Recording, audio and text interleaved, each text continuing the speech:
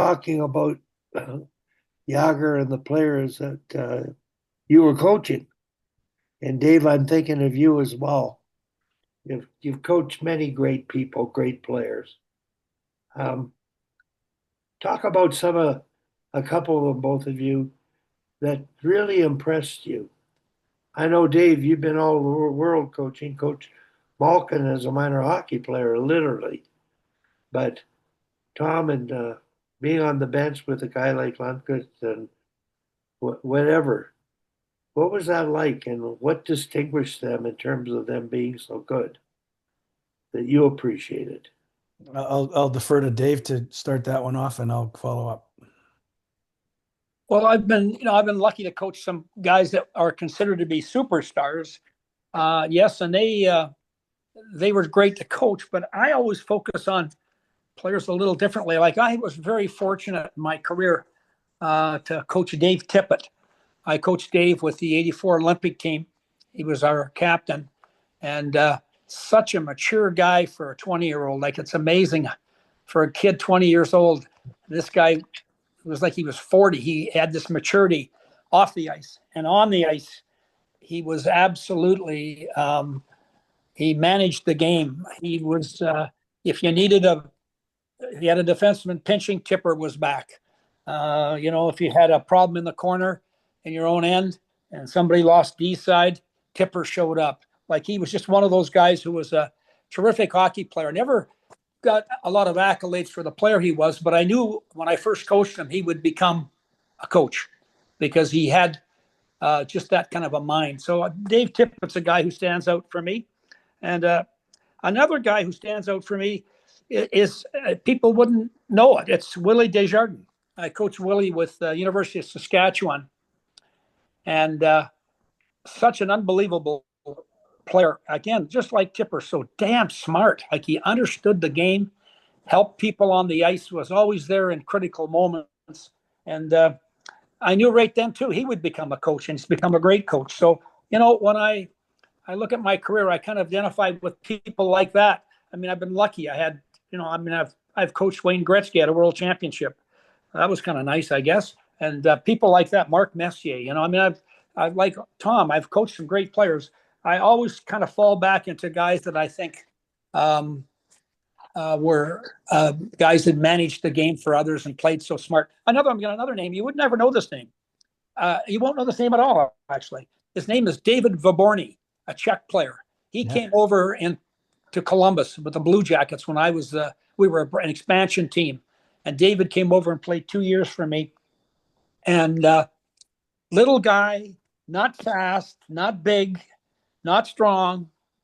What a great player! And he played with his mind. He was so smart.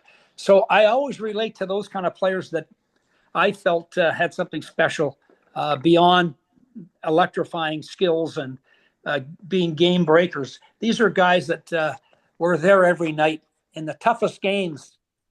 They were your best players, and so I've always related to that. Tom, go ahead. Go That's for it. cool. That's great. All good names, Dave, for sure. I'm sitting here thinking of to parallel your comments and to try to answer Wally's question at the same time. Not sure I can do that. But I've always sort of said quietly to myself, you don't want to be a Hall of Famer's last coach. That last year or 2 years is a bugger because they don't want to let go yet. And, they think they should still get the same amount of ice time, same level of responsibility, same level of notoriety. That the interview should come to them first, et cetera, et cetera. And you know what? For great careers, rightfully so, but it's hard to coach with those guys. And you have to sometimes coach around them. And it's not easy. I had some good ones. I had Scotty Niedermayer in Kamloops and Pavel Bure in Yeah. Vancouver. I had Yags in New York, Datsuk and Zetterberg in Detroit. Good young players in Edmonton, incredibly good young players there. But I have to say that the biggest challenge for me, because that was sort of what the outside was watching, would have been Yarmer. And I know, and Dave, this is where the international interface with these players really came in handy on an NHL bench because you knew where they were from, you knew their hometown, you knew more about them probably than anybody else that had coached them to that point in time in the NHL. So there was some common ground there right away. Might have coached against them in a world championship or an Olympics. Had visited their hometown to maybe, tour with the old national team, Dave. Those types of things gave you a leg up, with people like Yarmer or Michael Nylander or Henrik Lundqvist. Those were important with Pavel coached under 17 against Pavel and Matt Sundin and so you had a leg up because you could interact with them and have a bit of a knowledge of where they were in their life and Yarmer was fairly religious guy, an Orthodox Christian, Catholic, and he had a little shrine in his dressing in his stall wherever he went, and he would come down to see me, uninvited. He'd come down and say, "Tommy, how are we doing today?" I'd say, "Good, Yags. How are you doing?" He said, "Good." He said, "Can I talk to you about something?" I said, "Yeah, sure, you sure can." He said, "When we break out, maybe we should stretch the offside winger and cut across the middle, or something like that." And that would take 2 minutes to discuss. And then for the next 40 minutes, we'd talk about everything but hockey. Everything but hockey. And, I think, when you think about success and how the impact you've had on people, I remember Yarmer saying, we all respected Tom because he respected us and he treated us like human beings. And, that to me, that was a gold medal. That was a Stanley Cup. That's a championship trophy because you want those same players to take that experience to their life, and have an impact on people. And he said to me one day, we came in to visit, he said, "Tommy, do you pray?" And I said, "Oh yeah, I pray." I said, "I stop over, if you remember, Station 23 during 9/11 is right next to MSG and the hotel that we stayed in on game days. And I used to run across the street to the church and what was across from Station 23. And he said, "So what do you pray for?" And I said, "Well, I do the signs of the cross. I sit down and just take a few minutes and just I pray for my family. I pray for my wife and my children and all my in-laws and those that are deceased, et cetera, et cetera." He said, "Tommy, do you pray for wins?"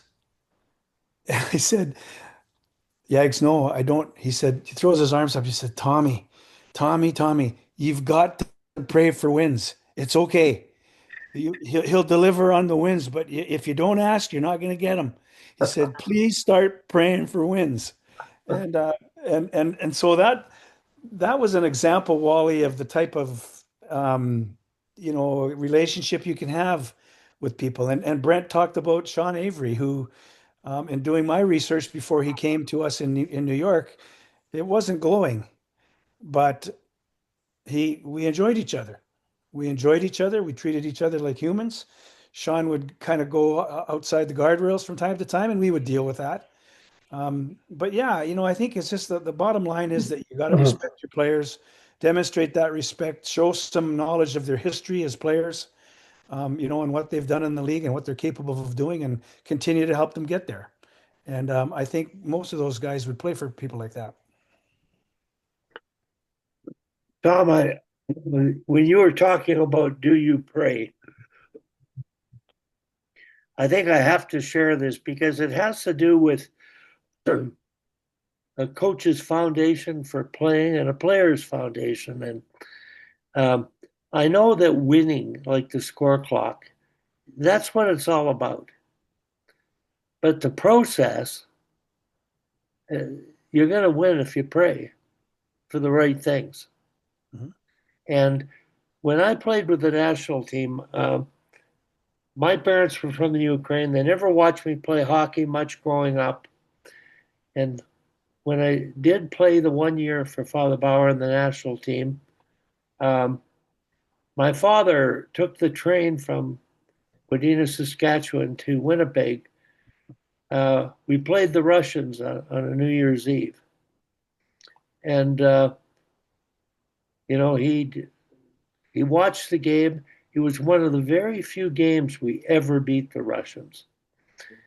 And during the game, I I always made the sign of a cross and said a prayer, which I've written out, and it had nothing to do with praying to win. It was Mm.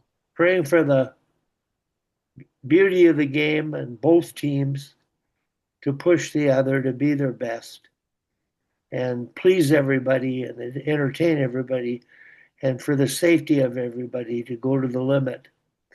And after that, my father came down. He had a look of anger on his face. What you make the sign of the cross for? It was like sacrilegious to him. Mm-hmm. I said, well, Dad, and I explained the prayer, and he looked at me and he said, I think that's okay. That's great. That's great.